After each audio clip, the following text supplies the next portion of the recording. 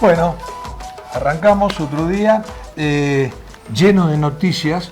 ¿Sabes qué? Lo que estoy viendo, bueno, yo creo que todos lo estamos viendo, que, bueno, la noticia ya no es monopolio de los medios, la noticia está totalmente atomizada. Y este es el problema justamente de los medios, que al perder ese monopolio de la información ya no tienen la importancia de antes. Sí, y de hecho, ¿cómo están? Un saludo a todas y todos, las amigas y los amigos que nos siguen. De hecho, la gente no se acuerda dónde ha visto. El ministro de Economía se compró un automóvil de $60.000, pero solo declaró 50.000 bolivianos. ¿Y dónde salió? No sabes si lo viste en TikTok, si lo viste en Twitter, si lo viste en Facebook. Está totalmente atomizada la noticia. Ahora, la noticia, obviamente, como noticia, está confirmada en tanto que denuncia y está confirmada en tanto que respuesta del ministro Espinosa, ¿no? Porque esto salió para hablar de medios tradicionales, en DTV, en Unitel, donde se reiteró esta denuncia de que el ministro de Economía habría adquirido un vehículo de $60.000 y luego firmó un documento por una transferencia de 50.000 bolivianos. No me acuerdo las características del vehículo. Respondió el ministro Espinosa y dijo, no, por favor, no vamos a hacer lío de esto. Sí, vendí un vehículo, compré otro vehículo, saqué un crédito y tengo una persona que me hace trámites. Si se ha equivocado, lo arregla, pero ya está, vamos. Bueno, en todo caso, la noticia está flotando. Ahí el rumor, la acusación, la respuesta. Pero tienes razón, Jorge. ¿Dónde lo vio? No me acuerdo, pero está. Ya perdemos de vista la fuente de la información, ¿no? Claro, el tema, ¿cuál es el tema? Los medios han perdido importancia, ¿no? En función de las redes sociales, en función de esta atomización, en función de los miles de canales de YouTube que tiene cada persona. Todo el mundo se abre un canal de YouTube. Entonces, ¿qué pasa? Vos te informás, pero no sabés cuál es el grado de credibilidad. Los medios tradicionales siguen teniendo ese rigor periodístico de contrastar la información, de averiguarla. Pará, te lo enseña cuando entras en un medio y te dice, no, pará, vamos a averiguar bien si es así o no es así. Y ahí uno elige un medio, el que sea de credibilidad para la persona, para el grupo en cuestión. Sucedió en nuestro país, por ejemplo, con mucha claridad, con el periódico Presencia, periódico de la Iglesia Católica. Se dijo más de una vez que fue el mejor periódico católico de la región, un periódico de mucho prestigio. Entonces, cuando habían noticias confusas, mucha gente decía, ¿qué dice Presencia? Y creo que en Argentina, por ejemplo, pasa con Clarín. Claro. ¿Qué dice Clarín? ¿No? ¿Tiene mucho prestigio? ¿Es así o no es Clarín el medio? Clarín y La Nación tienen un gran prestigio. Eso de que Clarín, si lo dice Clarín, no sirve. No es así, no. Esos diarios no... Tiene prestigio. Pueden tener una tendencia, pero generalmente... Yo te cuento esto.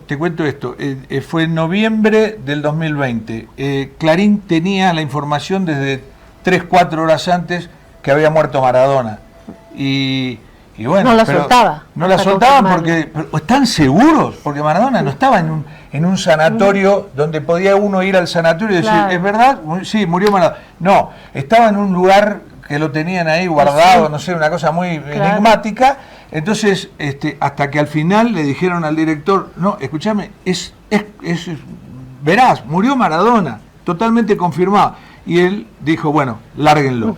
Y ahí salió Clarín, que fue el primer medio del mundo. A mí me pasó lo mismo en La Razón, en otra escala, obviamente, acá en La Paz, cuando muere Ana María Romero de Campero. Anita, una gran periodista, directora de Presencia, la primera defensora del pueblo y sobre todo defensora del periodismo, defensora de las mujeres, defensora de los principios.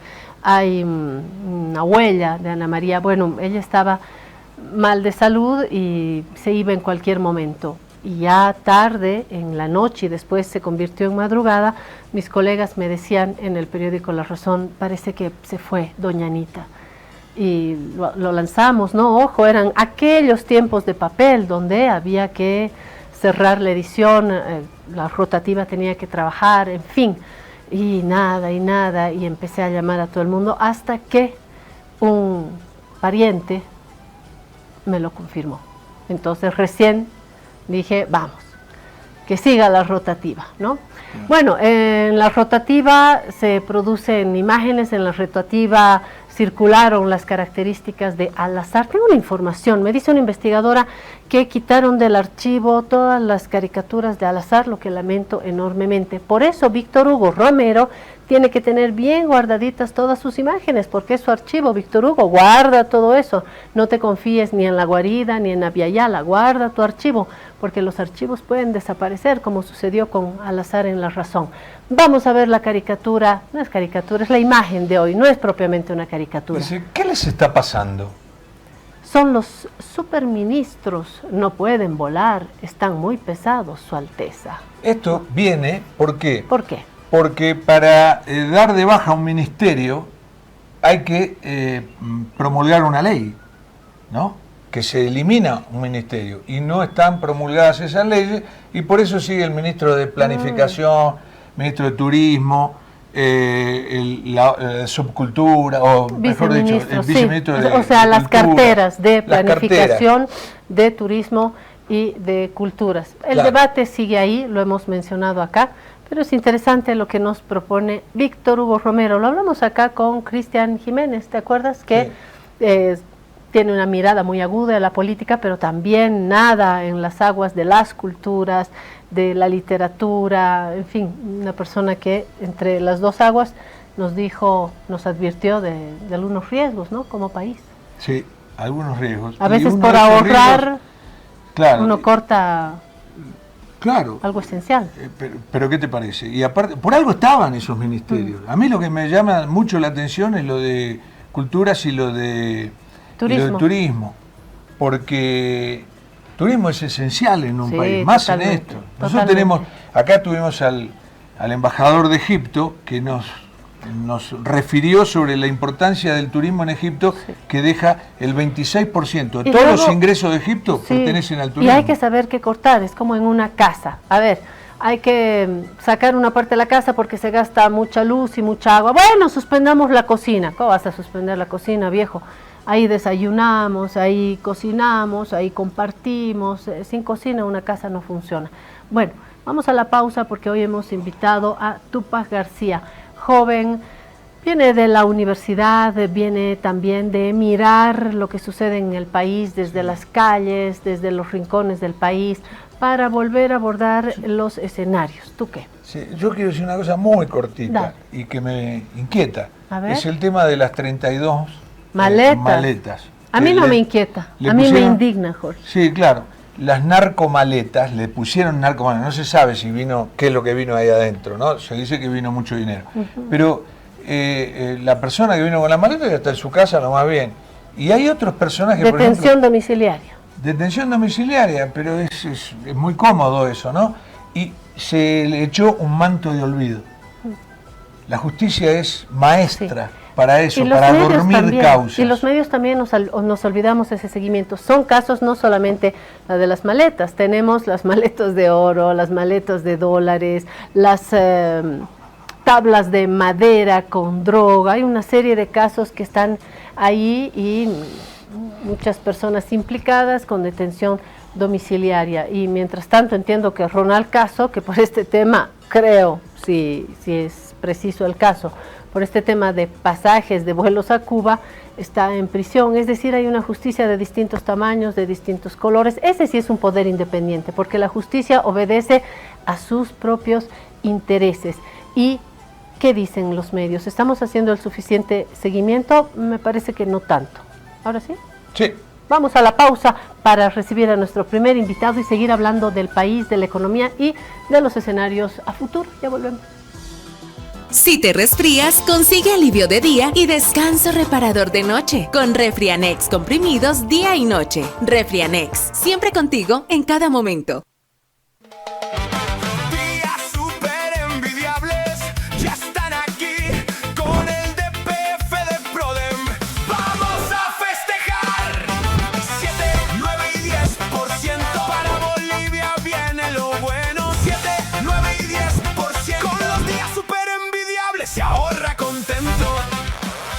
Ampliamos los días súper envidiables de Banco Prodem. Celebramos a Bolivia con tasas que hacen crecer más tu dinero. Del 20 de julio al 31 de agosto, abre tu DPF de Banco Prodem y recibes 7% a 181 días, 9% a 361 días y 10% a plazos mayores. Abre tu DPF de Banco Prodem en los días súper envidiables. ¡Y que viva Bolivia! Banco Prodem. Tasas de interés válidas del 20 de julio al 31 de agosto. Aplican condiciones. Esta entidad es supervisada por ASFI.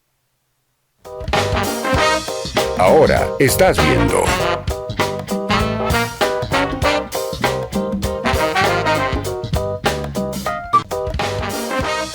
Continúas viendo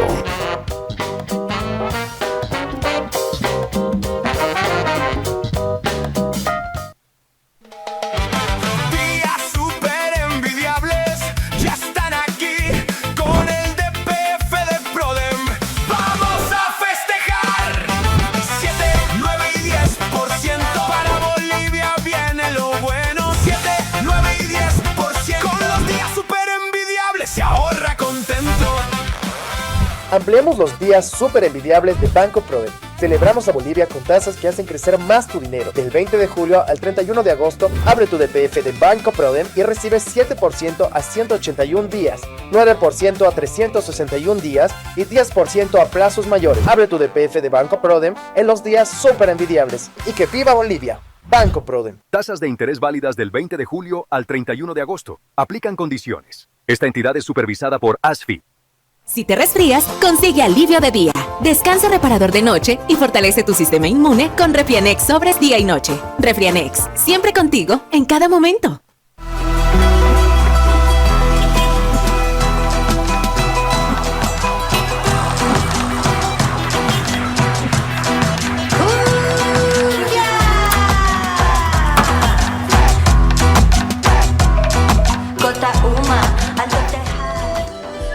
Bueno, vamos con la llave de la guarida. Hasta ahora no encuentro la llave, cada vez me olvido y no es un problema porque Tupac García ya tiene la llave, ha hecho sacar una copia, ya entra sin tocar a esta guarida, que es un lugar seguro para nuestras amigas y amigos, para usted, para Tupac también. Bienvenido, Tupac, ¿todo bien? Un gusto, Claudia, muy agradecido, igualmente Jorge, agradecido de estar nuevamente en la Vía Yala, en estar en la guarida y bueno, tratar de estar a la altura de la coyuntura, de las preguntas y de lo que necesita escuchar nuestra gente. Sí, lo estás, por eso volvemos a hablar contigo para intercambiar ideas sobre lo que está sucediendo en el país y lo que pueda suceder. Tupac García es sociólogo, él ha estudiado en la Universidad Mayor de San Andrés. Exactamente. De hecho, tiene una tesis que se ha traducido en libro sobre las juventudes universitarias en la Universidad Católica Boliviana y las narrativas que les han envuelto el 2019, que como estudio de caso sirve para entender un conjunto de fenómenos. Bueno, ya algún momento vamos a, cuando termine de leer, este ratito vamos a intercambiar ideas. Dale. No, antes de la pregunta, y decir que hoy está terminando una maestría, ¿en qué, Tupac? En Sociología Política. También. En Sociología Política y ¿Dónde? la tesis en la Universidad de San Martín, en la provincia de Buenos Aires. Ah, mira. Y la tesis es sobre la otra cara de la tesis de licenciatura, es sobre la organización de los barrios populares durante el 2019 que se movilizaron en defensa de la Huipala. Interesante.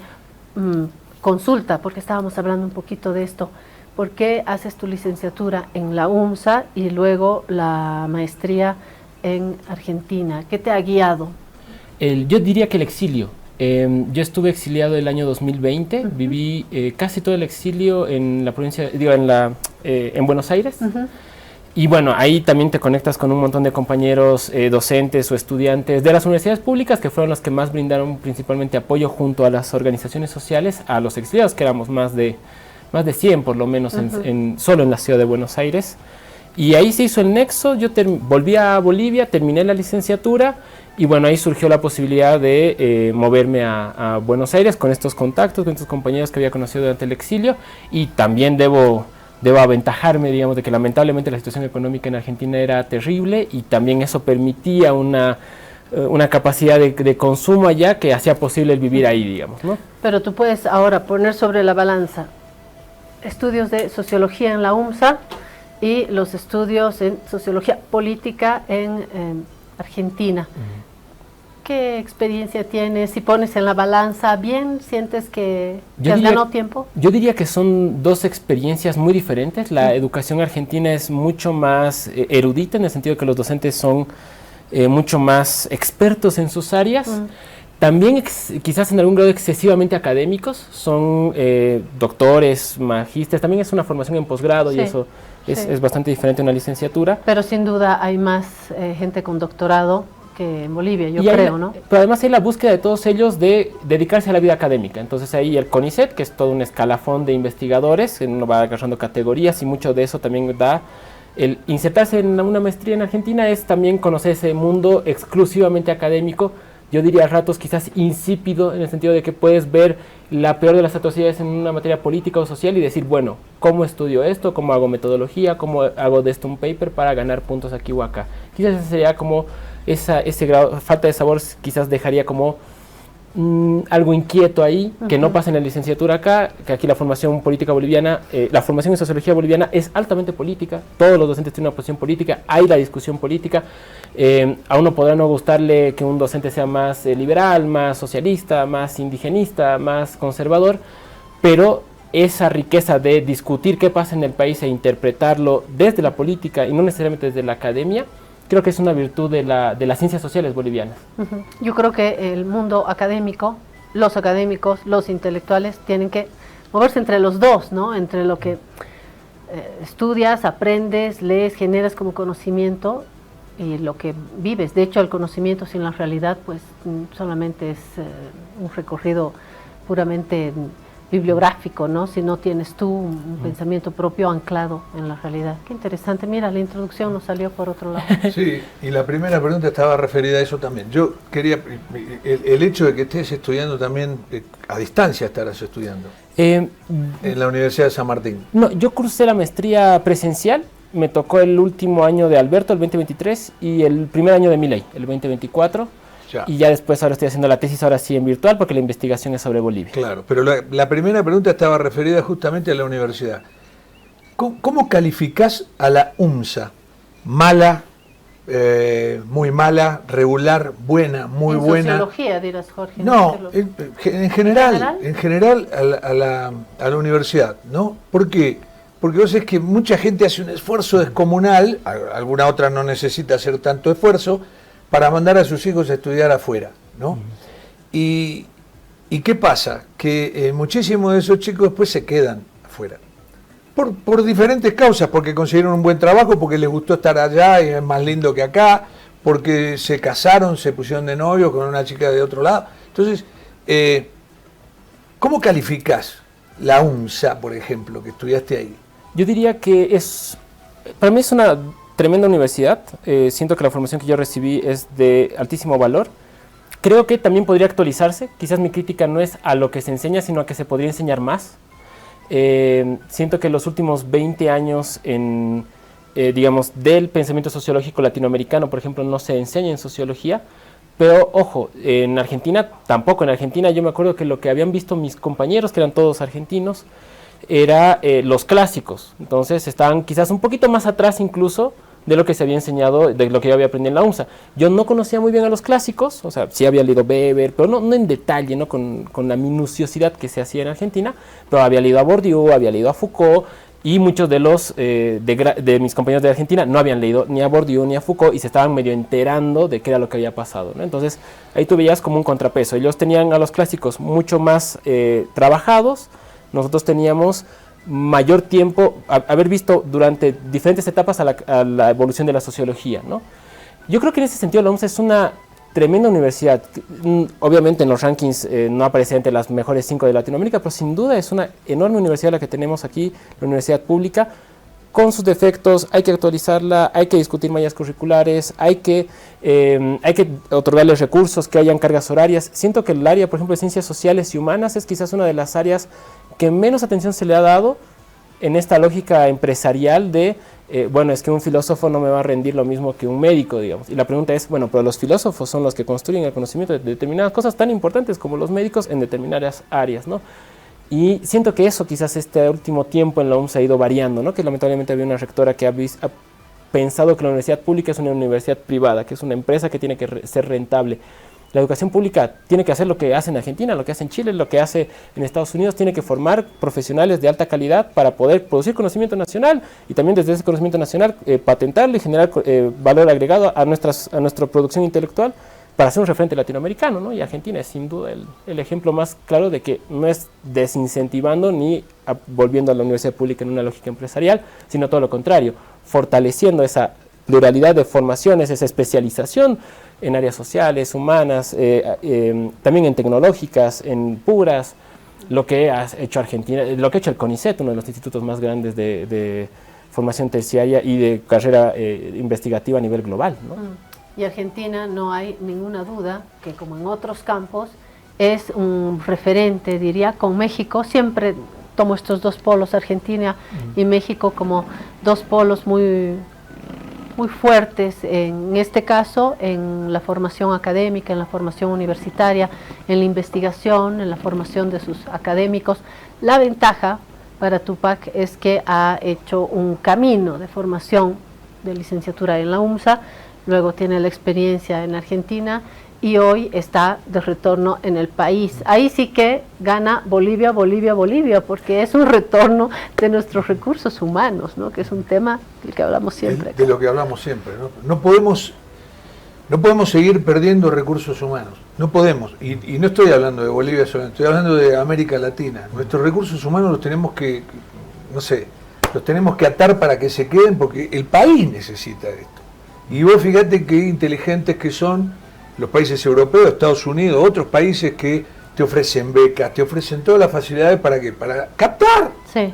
¿No? Hay inteligencia y plata también, ¿no? Y plata. Estados Unidos tiene mucho dinero para llevar un helicóptero a sobrevolar las universidades europeas y te rescatan intelectuales como Ricoeur o tantos otros que migraron a Estados Unidos porque hay buenas condiciones, ¿no? Cuando uno quiere pagarse una universidad es impagable, Estados Unidos es impagable. Claro, pero yo sé por qué te hago esta pregunta, porque en nuestro imaginario popular latinoamericano siempre preside la idea de que todo lo nuestro y todo lo público es malo, y yo no estoy de acuerdo con eso, ¿no? No estoy de acuerdo para con nada, eso. Yo digo que un abogado o un ingeniero o un arquitecto que se recibe en la UMSA, ¿por qué no puede ser bueno? Sí.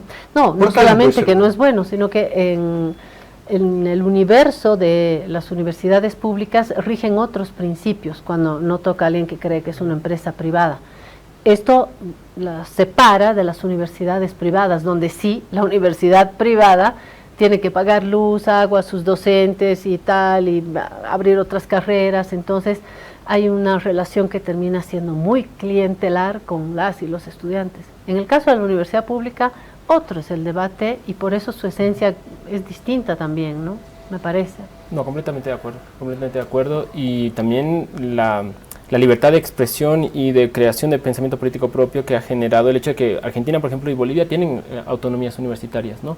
Que ha sido antes uno de los pilares fundamentales para criticar, proponer, pero además, sobre todo, de velar quizás las cosas que estaban mal planteadas en la sociedad, ¿no? Entonces yo sí creo que eso también es una virtud que se valora poco y que sin duda hacen de nuestra educación superior una educación superior respetable, acomodable, comparable con cualquier otra de la región, quizás lo que nos falta es esta lógica de una vez que los universitarios se titulan, bueno, entonces ¿qué? ¿No? Entonces, ¿dónde está la incentivación a la creación de conocimiento, a los institutos de investigación?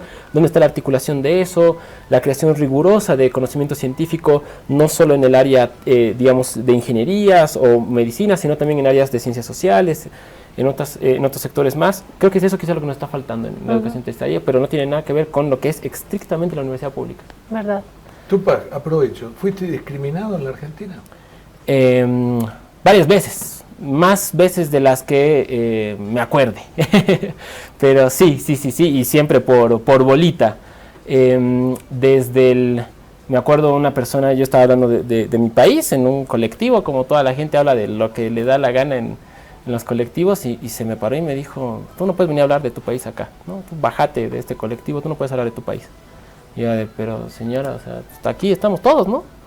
Y no, estaba empecinada en que los bolivianos no podíamos hablar de Bolivia en el colectivo de un argentino, ¿no? Entonces, porque estamos en Argentina y por algo nos habíamos venido acá. ¿Fue una seña chiflada aislada o sientes que...? Bueno, como ese acto, como varios chiquititos, ¿no? Entonces, sí hay una discriminación hacia Bolivia y hay una discriminación en condición de una nación indígena, ¿no? De una nación plurinacional.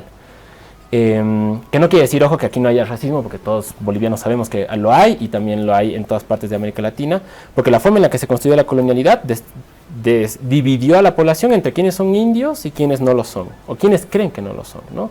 Y desde entonces tenemos este problema, que es un problema regional, que yo creo que en Argentina se está visibilizando más ahora que en otros momentos, porque los bolivianos que yo conocía allá me decían que la vida, por ejemplo, antes de Néstor, antes de Cristina, eran más o menos, habían los humanos y luego estaban los bolivianos, y los paraguayos jugaban como una suerte de semi-humanos, ¿no? En una condición de realmente animalizar a las personas, ¿no? Pero eso fue hace 20 años, ¿no? Antes de Néstor, antes de Cristina, antes de las transformaciones de inicios de siglo.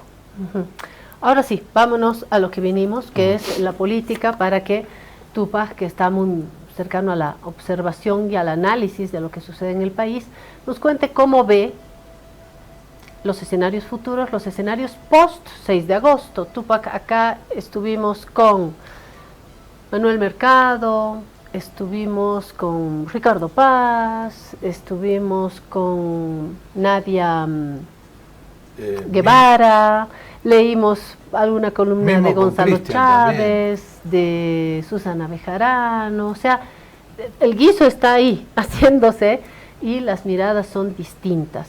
Nos interesa saber cómo has percibido tú este 6 de agosto, primer 6 de agosto de Rodrigo Paz, primer 6 de agosto del vicepresidente Lara, que se han agarrado de las mechas nuevamente.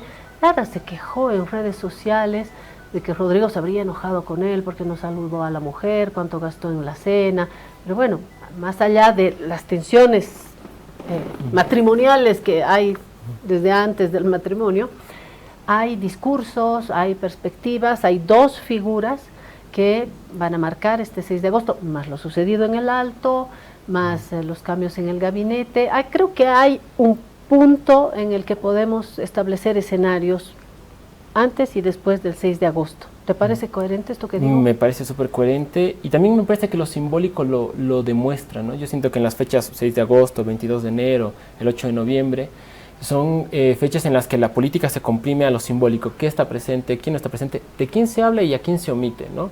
Y si nosotros vemos eso, encontramos un presidente que como en el 8 de noviembre, se da su discurso con la banda presidencial sin la huipala, ¿no? O sea, si bien la huipala estaba de fondo, aquí detrás a su derecha, medio mal tapada, tenías un tercio, un 40% la tricolor, 30% la bandera de Patujú, y su banda presidencial sin la huipala, ¿no? ¿Y había entrado ya el crucifijo, te acuerdas? Sí. Entonces, nosotros lo vemos al presidente ahí y dices, bueno, hay una Bolivia a la que se le va a hablar y una Bolivia a la que no se la va a hablar. Y en el discurso se remite. Lara, ¿a quién hace alusión en el bicentenario? Bueno, no el bicentenario, 201 años. Habla de los héroes, de las heroínas, habla de Tupac Katari, habla de Bartolina Sisa, habla de Tomás Katari, reivindica las luchas de un pueblo que constantemente está peleando por su liberación y concluye con que eso es la patria. Saluda a los lustrabotas, a las vendedoras de los mercados, a los albañiles, habla de los trabajadores.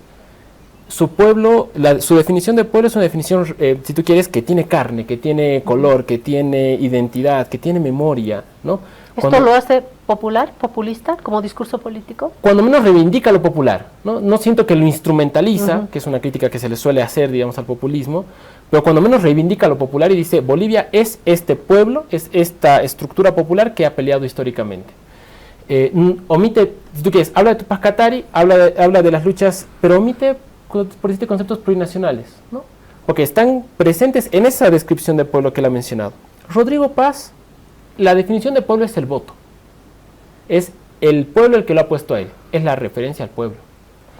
¿Quiénes son los que lo han puesto? ¿De dónde son los que lo han puesto? ¿En qué trabajan los que lo pusieron en el poder? Eso se omite, no se menciona. Rodrigo Paz va a hacer alusión de que como el pueblo lo ha votado a él va a hacer lo que ha dicho que va a hacer, y eso es el plan de gobierno que se nos ha presentado. Es abstracto el pueblo, ¿no? Y más bien lo que se entiende por Bolivia, las alusiones que hace a Bolivia es las llegadas de inversiones, es la apertura, la habilitación de créditos internacionales. Bolivia es también el hecho de que su pareja sea tataranieta del que redactó el Acta de Independencia, ese hecho de que su papá y su tío abuelo han sido presidentes anteriormente.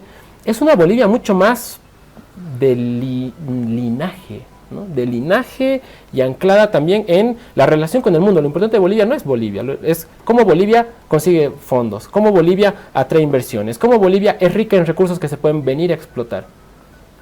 Yo creo que esas dos diferencias narrativas también reflejan dos Bolivias, porque la referencia que hace Rodrigo Paz, por ejemplo, para los bloqueos, felicita al Alto por la resistencia heroica a los 53 días de bloqueos, y al día siguiente esa misma ciudad del Alto no lo deja hablar, y lo chifla desde que llega hasta el punto de que el presidente decide plantar a las Fuerzas Armadas en su cumpleaños e irse a su casa, ¿no? Cuando el día anterior, cierro con esto, les había hecho poner de pie en la Casa de la Libertad, frente a toda la Asamblea Legislativa, para darles un aplauso a las Fuerzas Armadas en su rol histórico con la patria. Entonces tú decías, bueno, si es tan importante las Fuerzas Armadas, ¿por qué las plantoneaste en su cumpleaños? Porque la Bolivia de la que tú le estabas hablando no es la Bolivia que estaba presente en el desfile cívico-militar del Alto, ¿no? Tengo dos ideas.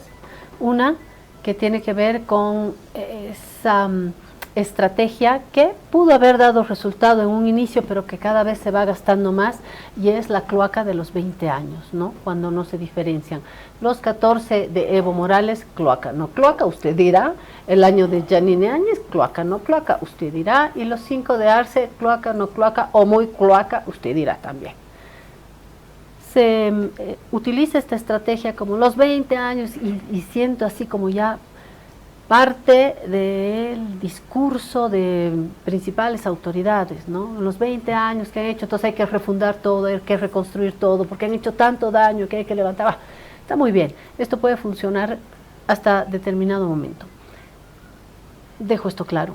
Sin embargo, con la crisis que ha recibido el gobierno de Rodrigo Paz, está claro que hoy necesitamos recursos para tener diésel, para tener gasolina, y eso pasa por una concepción y acción en nuestras políticas hidrocarburíferas, no solamente para la esposa de Rodrigo Paz, sino sobre todo para los lustrabotas, para los campesinos, para los policías y para las élites también, que para producir en el campo cruceño necesitan diésel. Entonces, me parece que es un eje esperable, ¿no? Esto de dónde conseguimos gasolina. Un país no puede funcionar sin hidrocarburos, ¿no? Por supuesto. Y ahí hay unas cosas que yo encontraba contradictorias en el discurso de Rodrigo Paz. La primera es que dice el Estado está saneado, ¿no? O sea, el Estado está saneado, entonces ya con todo el ajuste fiscal, con la reducción de ministerios, estamos en un Estado que ya tiene sus cuentas solventes. Muy bien. Y la solución es, bueno, vamos a seguir importando combustible a crédito, prestándonos plata porque no tenemos, para intentar con eso abastecer de combustible al país. Bueno, entonces si las finanzas del Estado están bien, ¿por qué no hay dinero para comprar combustible? ¿No? O sea, ¿qué se entiende por qué las finanzas estén bien? ¿No? ¿Por qué estamos recurriendo a sostener el Estado con préstamos que además después hay que pagarlos, ¿no? Porque el problema, ahorita lo vendió el acuerdo de 1.900 millones de dólares con el FMI como la gran promesa de el país va a salir adelante, Y la pregunta es, bueno, ¿y cuando haya que pagar eso? ¿Cómo se va a hacer?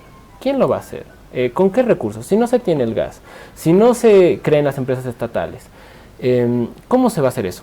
Omite en la narrativa cómo esta propuesta de país tiene éxito a mediano plazo. Lo importante es que tenga éxito en el corto, ¿no? Por lo menos narrativamente. Y la segunda contradicción es este tema de los dólares, ¿no? Hay un tema de si necesitamos los préstamos para traer los dólares, pero vamos a meter 4.000 antenas Starlink en el campo para las unidades educativas. Bueno, entonces, ¿hay dólares? No hay dólares, porque esas antenas Starlink se compran en dólares, se invierte en dólares, se le paga a Starlink el mantenimiento de esas antenas con dólares, ¿no? Entonces, ¿qué se está priorizando? Tienes filas de combustible de 10 cuadras en Santa Cruz, y ahí no tienes dólares para importar, pero sí los tienes para hacer negocios con Elon Musk y que Starlink gane algunos cientos de miles de dólares en inversión en Bolivia, ¿no? Entonces, ahí mi discusión no es la inversión extranjera directa. O sea, la inversión extranjera directa se tiene que buscar, se tiene que negociar, pero lo importante ahí es en qué términos se negocia. ¿En qué términos? Argentina ha generado la ley a nivel regional más liberal para atraer las inversiones extranjeras directas. Es una ley que te permite blindaje legal por 15, 20 años, que te permite no pago de impuestos por utilidades, que te permite no pago de licencias ambientales en las gobernaciones o en los lugares donde se extraigan los recursos naturales, no indemnizaciones por pago, indemnizaciones sociales a las personas o comunidades afectadas por las extracciones de minerales. Y Argentina ha capturado la 20ª parte de lo que captura Brasil en inversión extranjera directa. Para el año 2025, Brasil tuvo 70.000 millones de dólares de inversión extranjera directa y Argentina tuvo 3. ¿Con una ley más dura, Brasil?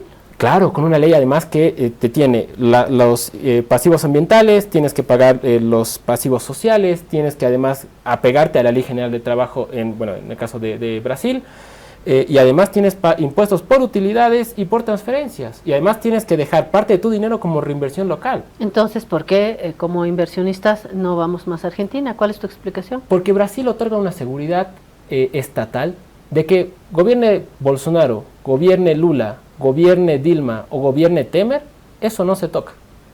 No se le toca a la industria, a la inversión extranjera directa, las negociaciones en las cuales se han entablado los contratos. No es que cambia el gobierno y se cambian los contratos y se cambian las leyes. No, se da una garantía de, usted viene acá, usted respeta a Brasil. Porque Brasil tiene sus empresas estatales, las empresas público-mixtas y tiene su empresa privada. Y aquí todas tienen las reglas claritas. El problema en Brasil no es tanto de atraer inversión extranjera directa, sino más bien de regular a esa empresa estatal, esa empresa privada que a veces trata de avasallarse sobre la Amazonía, sobre reservas forestales. Ahí quizás está el problema, ¿no? Pero con inversión extranjera directa, Brasil está trayéndose a BYD, van a construir una gigafábrica en Brasil en estos 3 años. Escuché un analista que dijo que Argentina logra captar más inversionistas en el campo de la minería que Bolivia, que es un país con vocación más minera, ¿no? Bueno, ahí por supuesto. No, bueno, hay en el RIGI, que es un régimen de incentivos a las inversiones, hay 49.000 millones de dólares ya en 2 años, no 3.000, son 49.000 millones de dólares. Y hay muchísima inversión sobre vaca muerta, sobre los hidrocarburos, sobre la energía, sobre la minería. Eso está. Pasa que Argentina viene de 20 años que son catastróficos. El kirchnerismo ha hecho un desastre económico terrible y bueno, ahora hay que recuperar el país. La economía es muy lenta para recuperarse, no se puede recuperar de un día para el otro y hay que ofrecer cosas. Supuestamente yo me refiero a que pasa por ahí. Pero yo quiero volver al tema del 8 de noviembre, de los símbolos que ustedes mencionaron. Del 6 de agosto, dirás. No, del 8 de noviembre, cuando fue lo de cuando entraron la asunción de Rodrigo Paz. También hay un hecho simbólico que es la no comparecencia de Luis Arce para entregarle la banda presidencial a Rodrigo Paz. Hablamos de que hay que hacer un encuentro nacional, de que tenemos que juntarnos, unirnos para salir adelante, todo. Y Luis Arce no se hizo presente para entregarle la banda presidencial. Ese también es un símbolo fuerte. ¿Cómo lo ves? Primero, por protocolo, me parece que no se entrega el mando del presidente entrante al presidente saliente, como por ejemplo pasa en Argentina, que Cristina le entrega a Macri, Macri le entrega a Alberto, Alberto le entrega a Milei, ¿no? ¿Acá nunca se hizo eso? ¿No se hace? No, generalmente porque es el presidente de la Asamblea el que posesiona al presidente del Ejecutivo. ¿Y ¿no? tampoco se hace presente en el lugar, presidente saliente? Yo creo que se lo debe poder invitar, digamos, como parte de los invitados de honor, como los diplomáticos, como otros presidentes que pueden estar presentes, pero no es, digamos, parte del acto protocolar, ¿no? Eso desde siempre. A Evo no le pone la banda, por ejemplo, Rodríguez Belcé, ¿no? Se la pone Álvaro Becerril como como vicepresidente del Estado, ¿no? Y en ese momento presidente del Congreso, ¿no? Entonces, un poco por ahí va la ritualidad, digamos, ¿no? Eso sí, por ejemplo, a las posesiones de Evo Morales estuvo presente Rodríguez Belcé como invitado de honor, también en otras posesiones estuvo presente Carlos Mesa. Sí se suele invitar como a los anteriores expresidentes, pero en condiciones de invitados de honor, no como parte del acto Pero protocolar. sí se puede dar el gesto de aquí estoy, me estoy yendo y doy la cara, digamos, y Claro. me siento en una silla. Claro, por ejemplo, Sí. que es lo que hizo Rodríguez Belcé con la transición, ¿no? El año 2005. Respecto a lo del RIGI, muy cortito, son 49.000 millones de dólares los que están registrados, pero hay una diferencia entre inversión extranjera directa y la sucia. La sucia es cuando tienes empresas estatales, empresas privadas que ya operan en el país, que se pasan a un nuevo régimen considerándose nuevas inversiones. Eso es lo que pasó en Argentina. Lo que han hecho es que las empresas que ya operaban en litio, en minería, en oro, estaban en el régimen anterior y se han suscrito al RIGI.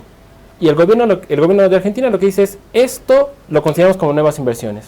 Y Jorge, no son nuevas inversiones, porque las fábricas ya estaban ahí, porque la extracción de minerales ya existía, porque las concesiones se habían dado 10, 15, 20 años antes. No son nuevas inversiones, aunque ahora esas empresas se suscriban a esta nueva ley. ¿Y por qué se suscriben a esa nueva ley? Primero porque el régimen les permite que aunque ya estén ellas en el país, se puedan suscribir. Entonces, por lo tanto, a ellas les conviene porque no pagan impuestos, porque tienen blindaje legal, porque tienen no pago de pasivos ambientales. Ahora bien, ¿de dónde saco yo el dato? De la CEPAL. O sea, la CEPAL construye en base a los datos del FMI que inversión extranjera directa nuevo dinero, digamos así, no presente en el Estado, en la economía argentina son 3.000 millones de dólares, el 25. Entre el 23, 24 y 25, en los 3 años de Milei, han juntado básicamente 18.000 millones de dólares, ¿no? 18.000 millones de dólares cuando el objetivo era conseguir 60. Entonces, con el mejor de los resultados, en el 2027 van a cerrar con un poco más de 25, poniéndole en el mejor de los casos, casi la mitad de lo que tenían que juntar. ¿Y por qué eso es importante? Porque el proyecto de Milei se sostenía porque supuestamente todo el mundo estaba deseoso de invertir en Argentina y al hacerlo eso iba a permitirle al Estado tener la liquidez de dólares para levantar el cepo, para pagar la deuda, para no tener que prestarse nuevamente, y eso no llegó. Y por eso tenemos el salvataje de 20.000 millones de dólares el año pasado en Argentina, por eso tenemos ahora la renegociación, por eso tenemos también la situación económica apretando el tema de los pagos del Estado de la deuda para el 2027, los vencimientos de deuda. Entonces, yo siento que ahí el problema fue lo que no se hizo en Brasil, ¿no? O sea, fue hacer justamente lo que no se hizo en Brasil. Fue un tema de cambiar las reglas cada 4 años con la esperanza de va a llegar las inversiones para mi gestión y yo voy a poder reelegirme. Y si no me reelijo, me arruiné, y si no llegan las inversiones, me arruiné. Creo que ese es quizás un problema cortoplacista de no entender hacia dónde tiene que ir el Estado, porque tiene que ir el Estado contigo o sin ti, ¿no? Y para eso hay que tener una mancomunión de qué es lo que se tiene que hacer, por ejemplo, en Bolivia con los recursos naturales. A eso quiero ir, Vives, quiero volver a Bolivia para volver al núcleo del poder, sí el legislativo, pero antes quiero ir al ejecutivo. ¿Por qué? Porque Rodrigo Paz, en tanto presidente, no puede estar metido ahí en la cocina viendo si el guiso se quema, ¿no? Él es presidente, es un gran articulador y se ha dicho que en muchos casos lo mandan a él adelante, a él a dar explicaciones. Ahí hay un primer punto, ¿no? No hay un equipo que cuide al líder, que dé su vida por el líder. Gente que, si no preguntan en el MIR, se va a la cárcel por el líder, ¿no? Estoy hablando de, por ejemplo, Oscar Eide. Hay una protección, hay un blindaje. Parece que no ocurre con Rodrigo Paz y que más bien es una facción en pleito con Tuto Quiroga, que es su principal opositor firme desde el inicio, Samuel Doria Medina, que estuvo, ahora se va de la casa, ¿no? Uno. Dos, el vicepresidente. Vicepresidente, como Samuel Doria Medina, estuvo y luego lo sacaron, ¿no? Hoy plantea una mirada distinta, está haciendo la oposición desde el vientre. Y luego tienes su gabinete, para quedarme en el Ejecutivo. Y en el gabinete se supone que el hada madrina, Campanita, en el gabinete iba a ser Lupo, candidato a vicepresidente por Samuel Doria Medina, con una enorme experiencia en organismos internacionales, una larga experiencia en este tipo de mecanismos que nos deberían sacar de la crisis, y cuando Lupo entra, no sé si como pieza de Doria Medina o solito, hay como un respaldo, un prestigio, entró Lupo, ¿no?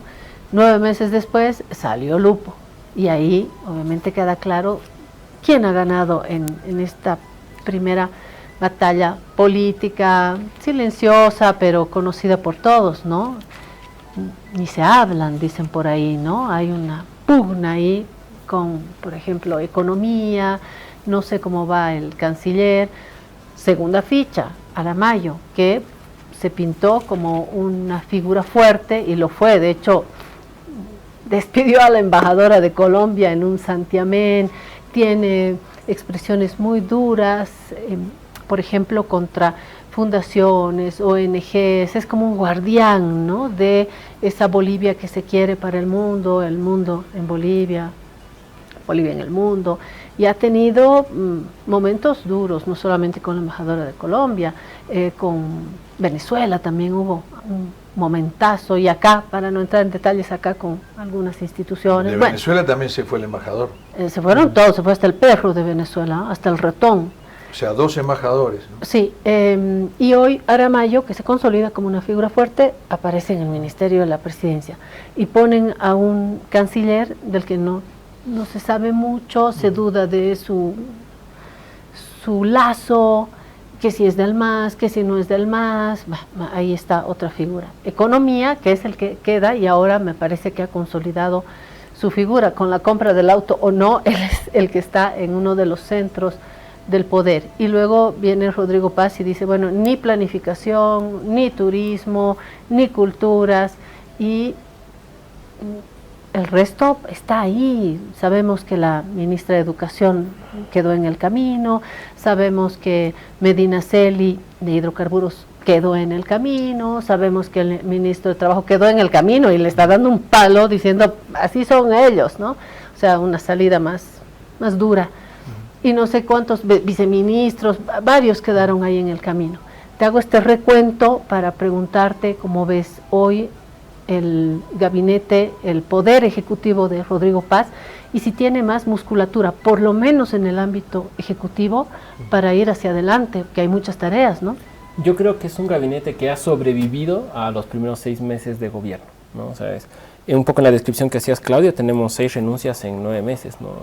Casi la mitad del gabinete renunciado, se han terminado fusionando funciones. Justicia ha pasado a ser parte de presidencia, aunque no se tiene ministro de justicia, todas las funciones de justicia que están establecidas por ley ahora las administra presidencia, lo que hace que la presidencia sea como un superministerio. Queda la duda qué se va a hacer con planificación, porque gran parte del Estado funciona a partir de una planificación a corto, mediano y largo plazo. A partir de eso se elaboran los POAs, a partir de eso se aprueban los programas de desarrollo. Sin eso, sin una directriz de planificación, el Estado no sabe qué hacer, repite cosas, digamos, opera en automático, y eso es muy peligroso porque te genera un grado de variación y de desviación de los diferentes ministerios, que son todos carriles que tienen que ir en una misma dirección. Salud tiene que ir consiguiendo sus metas, educación igual, todos en la misma dirección. Para eso hay que tener un plan, ¿no? Entonces sí, como que quedan muchas dudas, y además muchas de las renuncias referidas a los conflictos, ¿no? Si nosotros vemos que Medina Celi renuncia por combustible, la de educación renuncia justo el mismo día que renuncia el de defensa, que es me había olvidado de defensa. 3 días antes de la aprobación de la ley de estados la nueva ley de estados de excepción. En el mismo marco de las protestas renuncia el de trabajo, y Lupo renuncia casi un mes después del estado de excepción, ¿no? Entonces ahí vemos que es un gabinete en realidad que ha sobrevivido a los conflictos que el país viene atravesando, producto también de esa falta de gestión, porque el tema del combustible no es un tema exclusivo del gobierno de Luis Arce. El tema del combustible de mala calidad es un tema de este gobierno. El problema antes era que no había, El problema ahora es que si hay, te arruina, y si no hay, no puedes trabajar, digamos, ¿no? Y eso es también un tema de gestión. Yo creo que en ese sentido tenemos un gabinete que tiene una tarea muy difícil. Proponer con el 20% de su mandato ya casi por alcanzar, un programa de gestión y de desarrollo del país durante los siguientes 4 años que les quedan.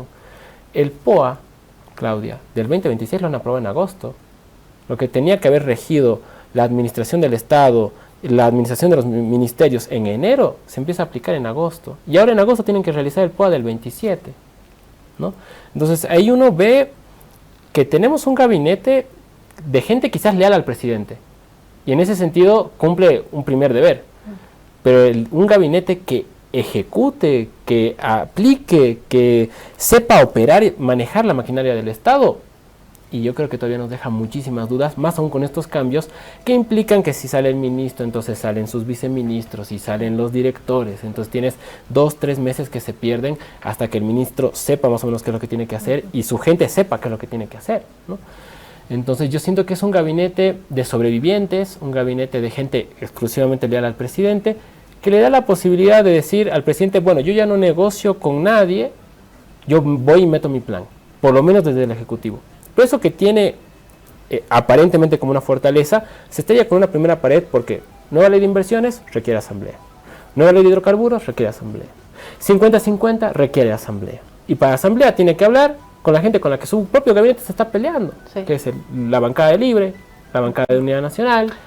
Lo de Leal yo lo pondría con más cuidado, Tupac, porque Lupo era candidato a la vicepresidencia de Samuel Doria Medina. Claro. Espinosa estaba en el equipo, era el candidato Superman de Doria Medina, hasta que dejó de serlo para Doria Medina. Capitán antiinflación. ¿Verdad? Claro. Entonces hay la ministra ex ministra hoy de Educación, no la vi cercana al ámbito, Rodrigo Paz. Aramayo para mí es un interrogante, no sé de dónde sale, no sé bien, no lo logro ubicar políticamente bien en sus cordones umbilicales. Lo que pasa es que son su leal es Zamora hasta la muerte. Sí. Lo que pasa es que son personas cooptadas porque no había equipos de trabajo. Yo creo que ni pensaban que iban a ganar. Y acá está el problema. Entonces, sí, cuando ganaron, bueno, hay que armar un gabinete y entonces echaron mano a personas, pero personas que no estaban dentro del ámbito, sí, de su partido, si es que hay un partido. Y ahora Tupac hablaba ya del legislativo, vamos al legislativo, a un legislativo donde van heridos de guerra, ¿no? Con el tío Sam sentadito, pero el tío Samuel sí se fue. Más bien el apoyo del tío Sam es el que creo que sostiene, creo que hay un fuerte respaldo de Estados Unidos que habría que ver cómo se articula en los siguientes meses. Pero el tío Samuel no está y es cada vez más crítico y se llevó la pelota, ¿no? Una ministra estaba en la cartera de ministro. Exactamente. Entonces se va Samuel, deja en parte vacíos. Tuto Quiroga siempre marcó distancia y hoy le conviene más que nunca.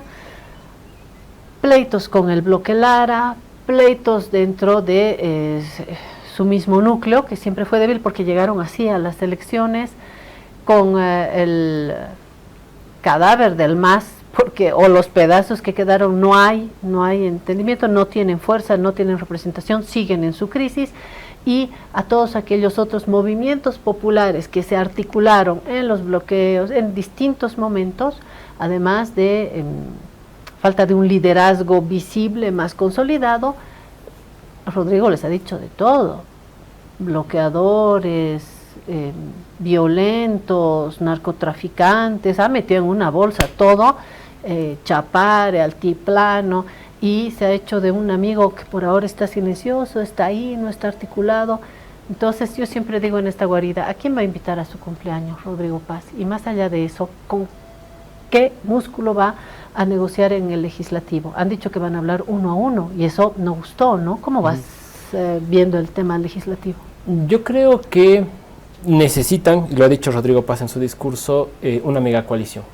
Necesitan los votos de Doria Medina y de Tuto para hacer aprobar las leyes. Y no lo ha presentado como una mega coalición, lo que ha presentado es un pacto, una unidad por Bolivia para sacar adelante, ¿no? pero ha sido un tema de vengan todos porque este proyecto es el proyecto de todos. Tiene razón Rodrigo Paz cuando dice que la aprobación de la ley de minería, de inversión, de nuevas inversiones, de hidrocarburos, es un proyecto de todos, y sí, Claudia. Porque cuando nosotros vemos, y es muy interesante, ¿se acuerdan que el año pasado, más o menos por julio, hizo su cumbre en Boston Marcelo Claudio? Sí, invitó a todos. Invitó a todos, pero fueron muy pocas personas, ¿no? Lo interesante es que se socializó. Se socializó un estudio de Harvard de cómo reaperturar Bolivia económicamente a las inversiones extranjeras. Un estudio que se había realizado de manera privada, ¿no? Uno ve ese estudio y son todas las leyes que están aplicando. Pero vamos por más. Es el modelo económico que proponía el Tuto, que proponía el Doria y que está ejecutando ahora Rodrigo Paz. La diferencia quizás era que Samuel proponía mantener los bonos sociales, Tuto proponía sacarlos, es decir, de lo que no hablaba esta agenda de Harvard. Entonces se daba como rienda suelta a que cada partido elija cómo trabajar los demás temas. Pero esta agenda económica es mancomunada en los tres proyectos, en las tres fuerzas políticas, en Rodrigo Paz, en Doria Medina, en Tuto Quiroga. Y lo que se está ejecutando es eso. La aprobación de créditos con el FMI, ¿la va a rechazar Libre? No, porque Libre no proponía 1.900 millones, proponía 10.000. Tuto era el que proponía que la solución era endeudarse 12.000 millones, no solo 10.000, que es lo que está proponiendo ahora Rodrigo Paz, ¿no? Y Doria Medina proponía que igual se tiene que acudir a los organismos internacionales. Todos están de acuerdo con el proyecto económico. Nadie quiere cargar con la responsabilidad social y política que va a implicar ejecutar ese modelo. Todos quieren las ganancias. Todos quieren que cuando se apruebe se pueda pues ganar una cuestión aquí, en una licitación, en la llegada de tal empresa extranjera, en minería, en oro, en tierras raras, en uranio, en litio, en agroindustria. Todos quieren esa parte de la torta, pero nadie quiere hacerse cargo de el costo social que va a implicar el aumento, esas medidas económicas en cuanto a aumento de pobreza, aumento de hambre, de desempleo. Entonces, ¿cuál es la solución? El concepto de oposición constructiva. En todo lo que me beneficie yo te apruebo. En todo lo que sé que te va a costar a ti, pero me va a beneficiar a mí, yo te voy a aprobar. Pero en el momento en el que a vos se te quemen las papas, yo voy a decir, yo nunca fui parte de este gobierno. Y vamos a tener un Tuto que en 5 años, después de haberle aprobado todas estas leyes, nos va a decir de que ellos no tenían nada que ver. Y para mí eso es lo interesante, porque te está mostrando el grado de prioridad que tiene el interés de cada facción de la derecha por encima del interés nacional. Cada facción de derecha está pensando ahorita, ¿cómo yo voy a ser el presidente después de Rodrigo Paz? ¿Cómo yo hago que el Rodrigo Paz destruya al MAS, destruya a los sectores populares, destruya el modelo económico social comunitario, para que cuando él se inmole en la tarea, yo pueda ser presidente? En ese está Doria Medina, en ese estatuto, y por eso le van a dar los votos, para que Rodrigo Paz cargue con eso. Y lo que Rodrigo Paz dice es, yo no quiero inmolarme, yo quiero que todos nos asumamos la responsabilidad de esto, y por eso pide la mega coalición. Pero tiene una limitación real. La derecha le va a aprobar, pero no se va a hacer cargo. Porque siempre ha sido así. Recordemos en los 90. Recordemos el gobierno de Elmir. El gobierno del MNR. El MNR aceptó el ajuste con Víctor Paz Estenssoro. Elmir le da palo. En cuanto termina de hacerse el ajuste, no, que esto empobrecido, que no sé qué, que no sé qué, que no sé qué. Se hace en gobierno, capitalización. Todos aprueban la capitalización, todas las bancas, MNR, ADN, todos aprueban la capitalización. Se venden las empresas estatales, fracasa el gobierno del MIR y toda la derecha sale a decir, no, es que los miristas han vendido las empresas, son unos corruptos, son unos maleantes y no sé qué. Le votan al MNR. Todos le aprueban las leyes al MNR los primeros 2 años, los últimos 2 años le dan palo. Ese es su modus operandi. Esa es la forma en la que han aprendido a gestionar el Estado. Son aliados al inicio, son enemigos al final. Ya se dan cuenta de que ahorita tienen que ser aliados, y en 2-3 años vas a ver cómo son los peores enemigos y nunca se han juntado, nunca se han hablado, nunca han aprobado leyes.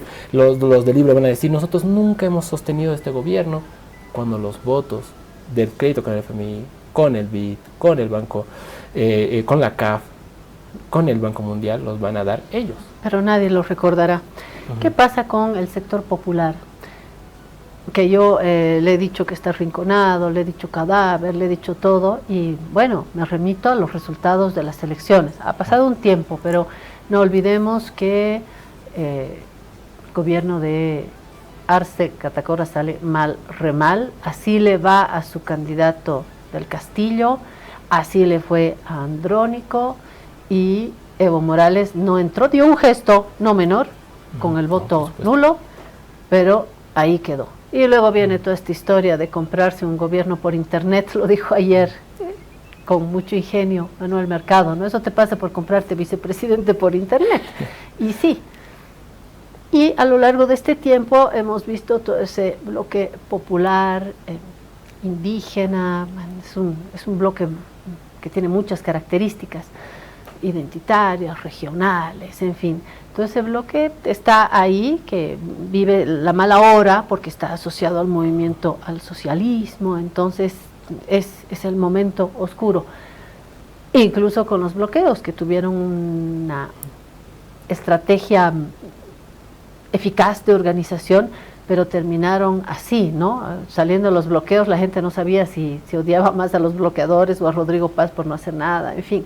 Ahí están, y también están surgiendo demandas desde los transportistas, sector minero, campesinos, porque el niño, porque la crisis, porque el diésel, y otra vez parece que canta la rebelión en la granja.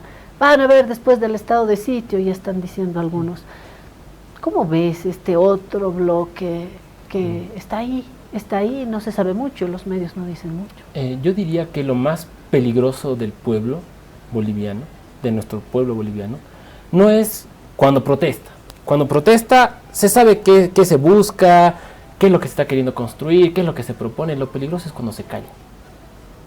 Porque, fíjese, yo me acuerdo que había conocí, hablando justamente de un argentino, que me decía, qué insoportables que son ustedes con su silencio aymara, nos decía. Y yo le decía, pero ¿cómo silencio aymara? Que ustedes se enojan, no hablan, no gritan, no desputean, no se callan, como si fuera una calderita.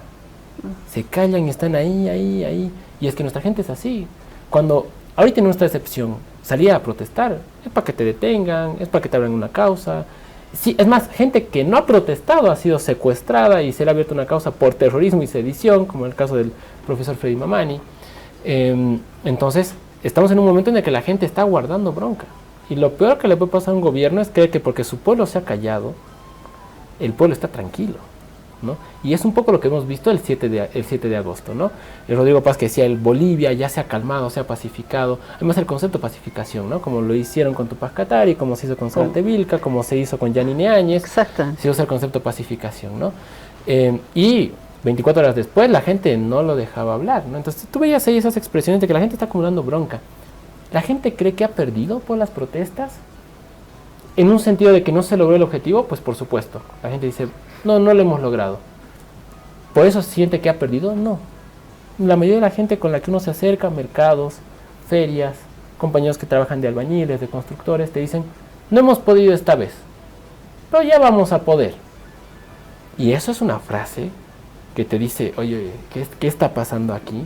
Y es que claro, crisis, hambre, en el campo ya están empezando las sequías, están empezando los incendios, el desastre que hubo en Barrio Lindo. Estamos viendo que todo esto está generando un descontento, la paralización, el congelamiento de los salarios, la inflación, está acumulando ese descontento. ¿Basta ese descontento para cambiar el país? No, por supuesto que no. Porque ese descontento tiene que tener también un horizonte. No basta estar enojado con lo que se está haciendo. Hay que proponer cuál es la alternativa a hacerlo. Y ahí sí encontramos un bloque popular bastante escaso de cuadros, de dirigentes que estén politizando esa salida alternativa. Y es también producto de que tienes una excepción en el que hay dirigentes detenidos, hay dirigentes fabriles que están siendo perseguidos, dirigentes del campo, dirigentes de la COP, dirigentes... Que se dijo que no se iba a hacer. Que se dijo que ¿traicionaron en la COP? Yo diría que no. Yo soy un enemigo de la palabra traición. O sea, sí creo que puede haber traiciones reales, pero siento que mucho daño le ha hecho a la política dentro del bloque popular el dividirnos entre quienes traicionan y quienes no. Porque entonces todo el que no me haga caso es un traidor. Y hoy día gran parte de la pelea interna además fue eso. El Luis Arce había hecho las cosas bien y no. Había hecho un montón de cosas mal, que eran criticables. El Evo había hecho todo bien y no. También habían cosas que habían hecho mal. Te estoy hablando de los últimos 5 años del MAS, ¿no? Del 2021 al 25. ¿La solución era acusarnos de traidores y tratar de separarnos y matarnos entre nosotros? No, porque eso nos trajo aquí. Entonces, yo sí soy muy enemigo de la palabra traidor, porque siento que se la ha usado demasiado para generar divisiones internas al interior del pueblo. Hubo errores, La COP tenía que haber socializado con sus bases, por supuesto. Por supuesto. La CESUD-CB tenía que haber socializado con sus bases también. La Tupac Katari también. Los Fabriles también. Los mineros también. Todos. Porque ahorita las bases de todos están enojados con sus dirigentes. Entonces, sí había un error. Pero eso es un error. Se aprende. La gente entiende que se está aprendiendo. Es una dirigencia que ¿cuándo había peleado la COP? El 2019 no peleó. El 2020 un poco se movilizó con Orlando Gutiérrez, que murió a los 2 meses. ¿Estaban achanchados en el poder? Era una dirigencia que venía de la práctica de la no movilización, que estaba acostumbrada a que tenían demandas y el gobierno las atendía. Hacía mesas técnicas cuando era muy complicado y se las aprobaba de manera directa cuando era más sencillo de realizar. Aumentos salariales todos los meses, de todos los años, 1 de mayo. Entonces era una dirigencia que no tenía mayores prácticas de movilización o de resistencia o de lucha, porque también un gobierno estaba en el poder, estaba en los ministerios, en el que ellos eran parte, ¿no?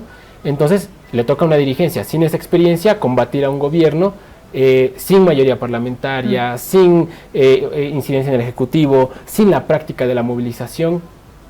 Es una dirigencia que está aprendiendo. Obvio se va a equivocar, obvio va a cometer errores aquí y allá, pero yo siento que la gente ve eso, ¿no?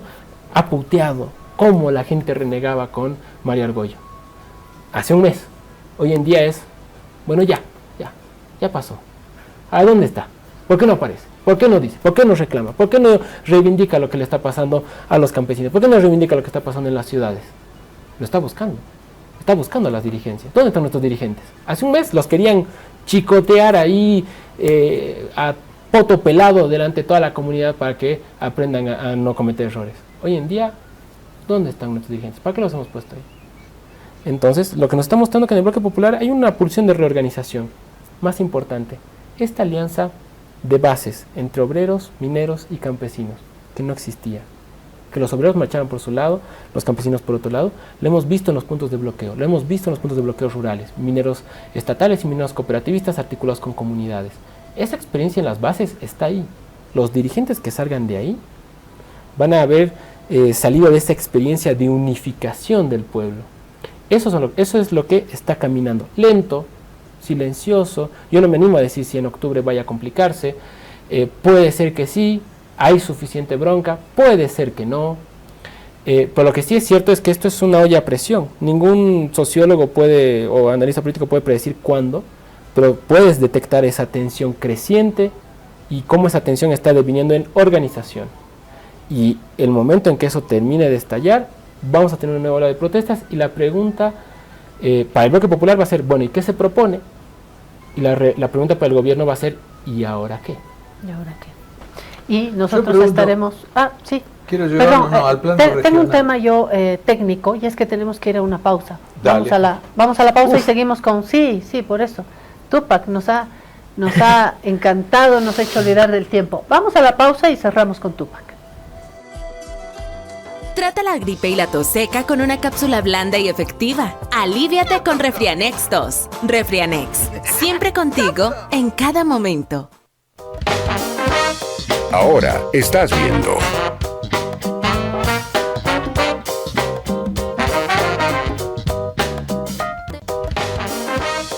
Continúas viendo.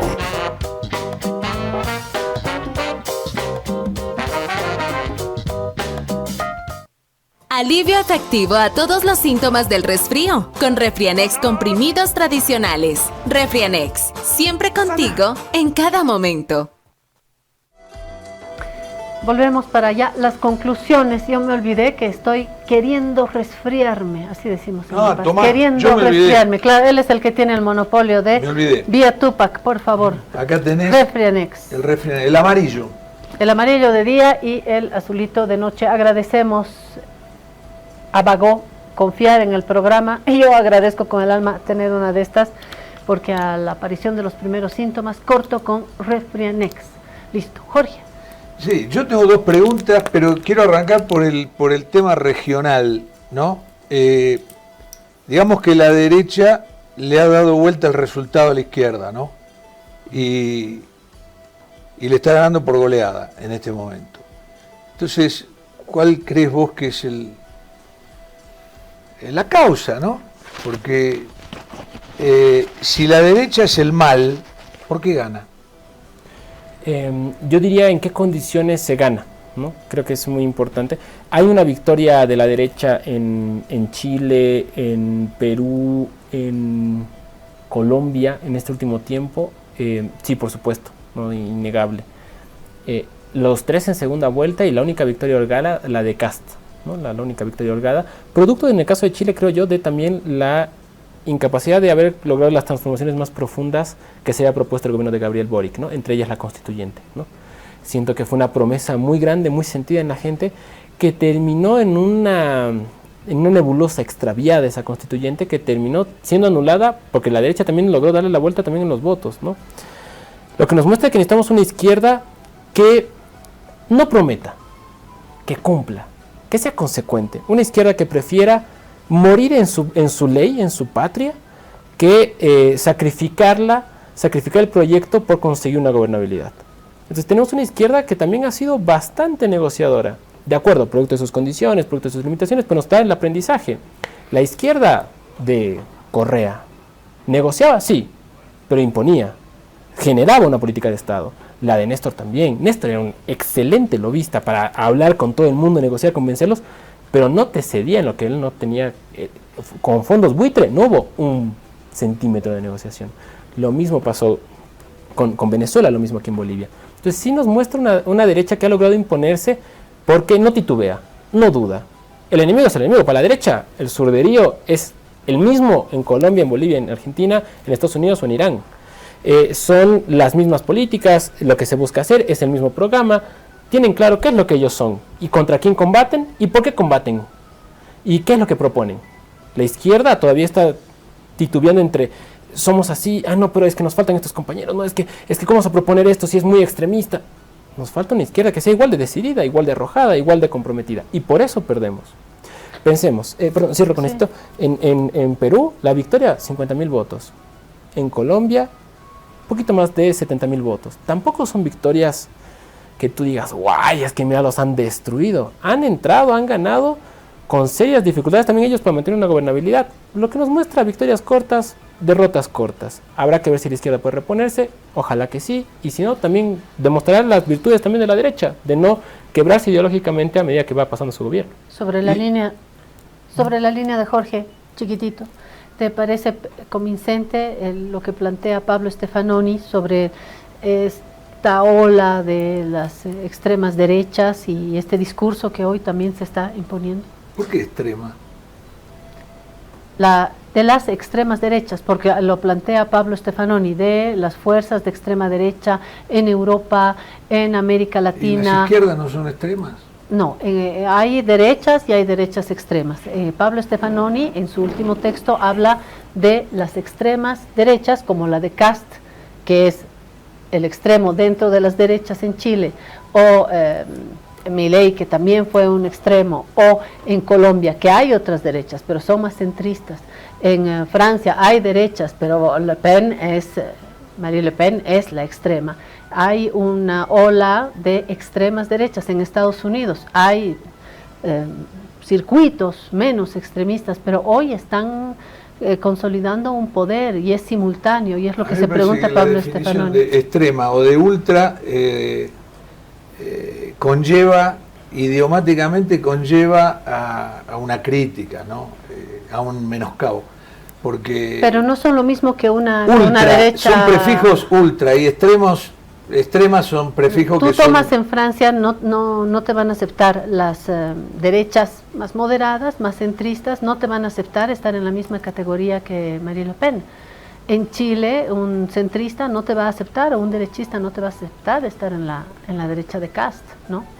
Ahora que reciban críticas y es por mérito de ellos, ¿no?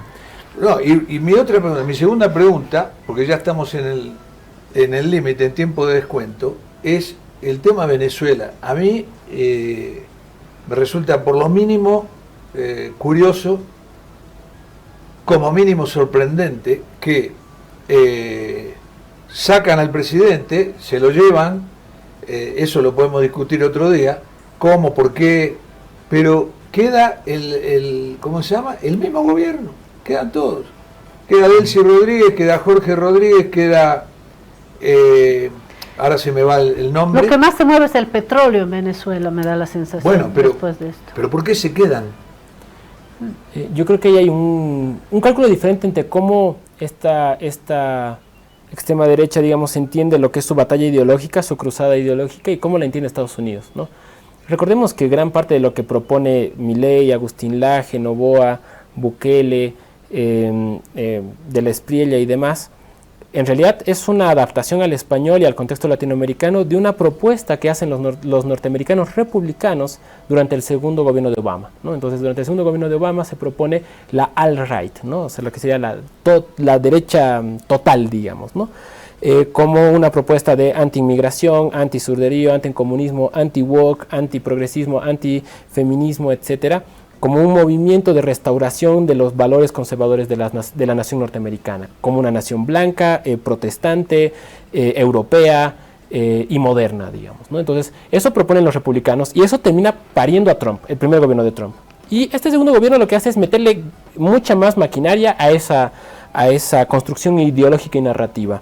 Eso se traduce en Latinoamérica como Marco Rubio bajando una traducción de esa política interna norteamericana a un contexto regional en los gobiernos que conocemos, estos gobiernos que acaban de ganar las elecciones. Pero una cosa es que los norteamericanos tengan esa discusión al interior de su país, otra cosa es que sus intereses como potencia imperial vayan a estar por encima de su posición ideológica. Y Trump te lo dice muy de frente, o sea, te dice, Trump, cuando te dice, Venezuela está haciéndolo todo bien, o sea, hemos tirado a Maduro, metemos el petróleo acá, hacemos plata aquí. ¿Cuál es el problema con el socialismo? No es que sean socialistas. Nuestro problema para meter democracia en estos países no era meter democracia en estos países, era que estos gobiernos nos venden sus recursos naturales porque eso nos permite competir con China. Y tú encuentras ahí un quiebre entre Trump y su vicepresidente. No es sobre el tema de Venezuela, sino sobre el tema, por ejemplo, de Israel e Irán, donde Vance dice, ¿qué gana Estados Unidos en la guerra contra Irán? Sube el petróleo, hay inflación en Norteamérica, mueren soldados norteamericanos, ¿para qué? Para defender a los israelíes. ¿Por qué? Entonces Vance, que es parido desde esta ideología de la alt-right, sostiene Norteamérica para los norteamericanos. Y lo que propone Trump es, sí, eso era un discurso. Lo que nos interesa son nuestros intereses como potencia imperial. Y por eso nos metemos a Israel, y por eso nos metemos a Irán, y por eso nos metemos en Gaza, y por eso nos metemos en Medio Oriente. Entonces ahí ves una distancia entre la gente que se comió el discurso y se constituyó desde ahí, y la gente que creó el discurso para subordinar países a sus intereses como potencia imperial. Y esa diferencia, que ahora está presente en Estados Unidos, también la encuentras presente en el contexto regional, porque tienes un montón con Milei, un montón de críticas desde la derecha al alineamiento ideológico con Israel, cuando se están vendiendo las tierras nacionales, que se supone que Argentina se sumaba a este camino liberal para ser parte de las potencias del mundo, y ahora están loteando sus territorios nacionales a empresas, a privados extranjeros británicos, norteamericanos e israelíes. Entonces, bueno, todavía no es así, pues no se firmó. De acuerdo, obviamente que no. Y se retiran los capítulos. Pero siento que esas inflexiones te muestran una distancia entre los intereses y los gobiernos. De la dignidad, ¿no? Bárbaro, a mí también me encanta la dignidad. Pero ¿no era digno de Delcy Rodríguez, de su hermano Jorge Rodríguez y de toda esta cúpula irse? No vamos, dejamos el gobierno, que venga Trump y que llame a elecciones, que ponga las personas que quieren, porque si nos llevaron a nuestro líder, nos vamos. ¿No era una salida digna? Por supuesto, ¿no? O sea, yo siento que hay una discusión en las comunas, por ejemplo, desde la resistencia... Porque si yo soy Delcy Rodríguez, me quedo bárbaro, cumplo todo el mandato, 5 años y pico faltaba. ¿Cómo es? No lo entiendo. Lo que yo creo es que también hay una división interna dentro del gobierno de Venezuela, entre una facción que dice, o esta revolución se mantiene con ideología y con todo lo que hemos propuesto, y otra facción que dice, no, lo importante es ser gobierno, es ser gestión. Es un discurso que lo teníamos acá. Sí, ¿no? Está súper interesante, pero me tengo que ir, chicos. Sí. Tenemos que irnos, así que gracias, Tupac, y volverás y seguiremos con esta discusión sobre la región, sobre el mundo y sobre todo sobre nuestra casa. Nos vemos mañana a esta misma hora. Primer plato, Radio Cutipa.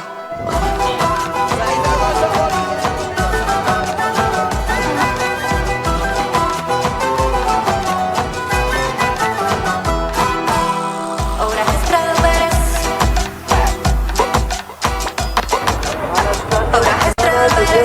noches, hermanas.